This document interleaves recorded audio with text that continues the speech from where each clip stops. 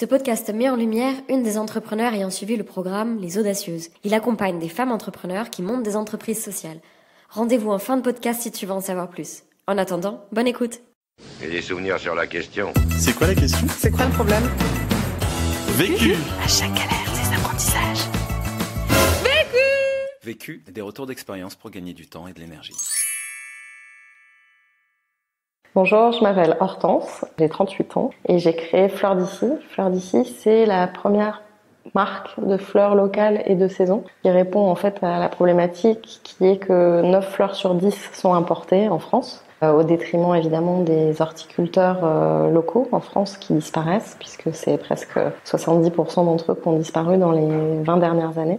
Et en plus, les fleurs qui sont importées évidemment sont souvent cultivées dans des conditions sociales et environnementales qui sont déplorables. Puis en plus, après on les fait voyager en avion, donc elles ont un impact carbone assez dramatique. On fait du B2B et du B2C, en fait on vend des fleurs qui viennent de chez les producteurs qui sont à proximité de Paris pour l'instant, mais on est en train de se développer au national. Donc ces fleurs sont vendues par abonnement, un petit peu comme une AMAP en fait. Les gens s'abonnent sur internet et reçoivent régulièrement, soit toutes les semaines, soit toutes les 2 semaines, soit une fois par mois, des fleurs locales et de saison. On appelle ça des paniers. En fait, c'est des bouquets qui sont en partie préparés par des personnes en réinsertion.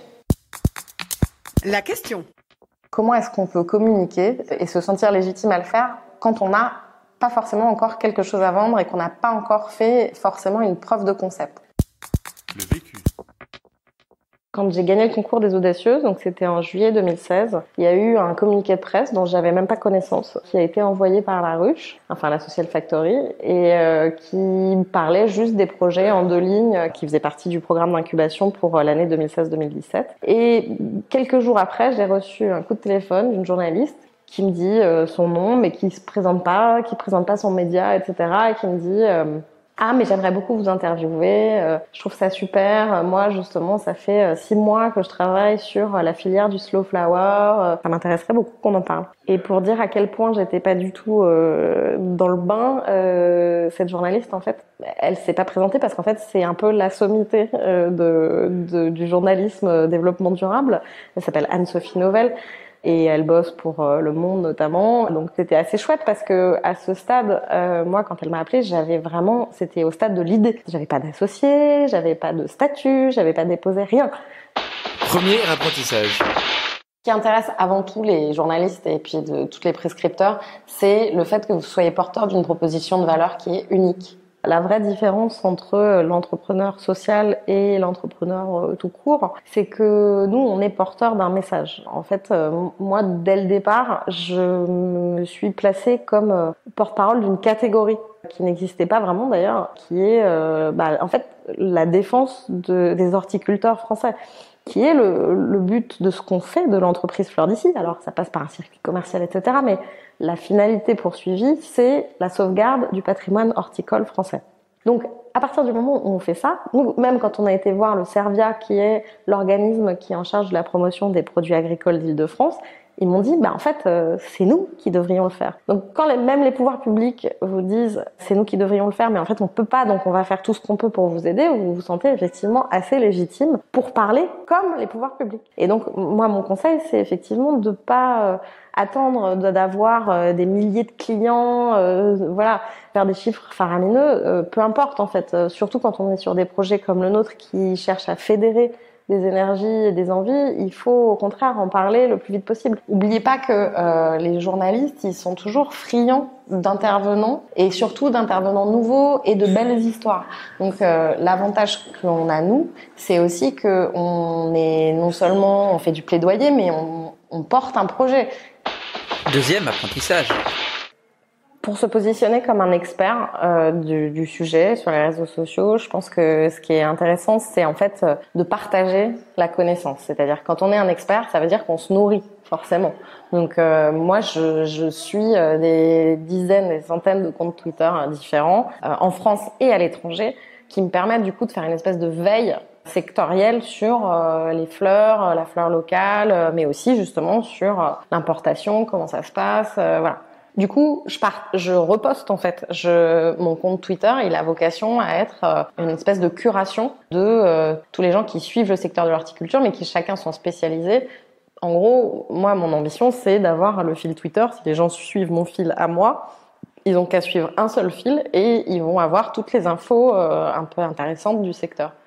Le fait de faire de l'agrégation de contenu et de faire de l'agrégation de posts, etc., c'est quand même super pratique parce que écrire ses propres contenus, c'est quelque chose quand même d'assez chronophage. Et là, pour le coup, ça demande une expertise. Enfin, moi, je suis pas ingénieur agronome et j'ai pas vocation à être ingénieur agronome et c'est pas ma façon de parler, c'est pas mon savoir-faire. Mais par contre, moi, je suis la personne qui regarde ce que font tous ces gens-là. Et c'est ça ma spécificité. 3e apprentissage.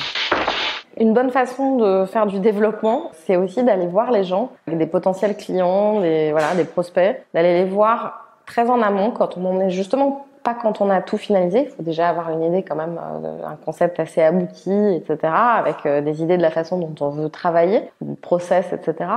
Mais c'est bien d'aller voir les gens très en amont pour leur demander leur avis et leur expertise en fait. C'est-à-dire typiquement moi je suis allée voir le directeur des achats de Carrefour, pas pour entrer dans les magasins mais du siège en fait pour savoir comment il fonctionnait, comment est-ce qu'on pourrait travailler ensemble, est-ce que il travaillait déjà avec des fleuristes ou quels étaient ses besoins, où est-ce que je pourrais m'insérer. Ça m'a permis notamment de comprendre la notion de la proximité, de géographique, etc. Enfin, ça m'a éclairé sur tout un tas de choses que j'avais pas forcément en tête. Lui, ça lui a permis de me connaître et donc de connaître la proposition de valeur de Fleurs d'Ici. Et en plus, en le valorisant, parce que du coup, c'était lui mon expert en fait. Je suis allée le voir en le plaçant dans cette posture-là, c'est-à-dire en lui disant bon bah vous qui êtes responsable des services généraux, etc. machin, comment est-ce que c'est quoi vos problématiques, qu'est-ce que vous nous conseilleriez en fait.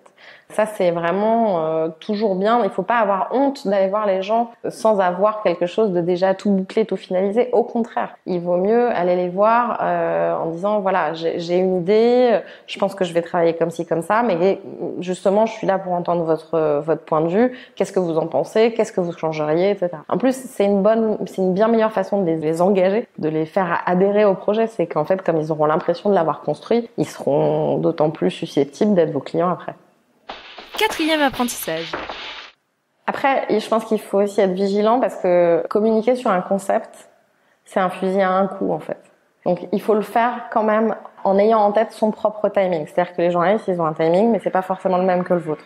Donc quand vous allez communiquer, quand les papiers se mettent à sortir, vous avez évidemment par exemple un pic de trafic. Mais pour ça, il faut déjà avoir un site en fait. Pour pouvoir, récolter les bénéfices de cette visibilité. Quand vous faites de la vente, évidemment. Donc il faut quand même derrière avoir au moins une façon de récolter les mails ou les coordonnées des gens qui vont vous contacter à ce moment-là. Ça a l'air de rien, mais voilà, avoir soit une page Facebook ou en tout cas quelque chose. Parce que sinon, c'est vrai que c'est un peu de l'investissement à perte. Moi, quand l'article d'Anne-Sophie Novelle est paru, j'avais même pas encore créé ma page Facebook, ce qui est quand même pourtant vraiment pas compliqué. Je sais pas pourquoi je l'avais pas fait. Je pense que je m'étais mis une pression de dingue en me disant qu'il fallait que ce soit super léché, avec une direction artistique, que j'ai déjà mon logo, et nanana. Enfin bref, il faut pas se poser ces questions-là en fait. Enfin, c'est bien, mais vous pourrez changer. Personne vous tiendra à rigueur du fait d'avoir pas tout de suite la direction artistique magnifique que vous avez en tête. C'est pas très grave. En revanche, ce qui est grave, c'est de passer à côté des possibles contacts et des personnes qui sont potentiellement intéressées. Nous, quand on a lancé notre site web, on n'avait pas encore complètement finalisé notre site et du coup, effectivement, il y a plein de fois où on s'est rendu compte qu'on aurait dû mettre en place au moins la possibilité de récolter les mails pour une newsletter. On n'a toujours pas de newsletter d'ailleurs, ça fait quand même maintenant, le site il est actif depuis plus de 6 mois. On n'a toujours pas de newsletter. On n'a toujours rien envoyé, mais on a récolté des centaines de mails de gens qui sont potentiellement des clients ou des soutiens ou quoi. Et ça, c'est, vous verrez, avoir un fichier client, c'est le nerf de la guerre. Conseil pour gagner du temps. Mon conseil pour gagner du temps, c'est quand vous prenez votre téléphone portable, d'essayer de vous circonscrire à la tâche que vous étiez fixée en premier. C'est-à-dire, aujourd'hui, on a des téléphones tous avec des alertes vous prenez votre téléphone, vous aviez l'intention de chercher un mail pour tel prospect ou quoi.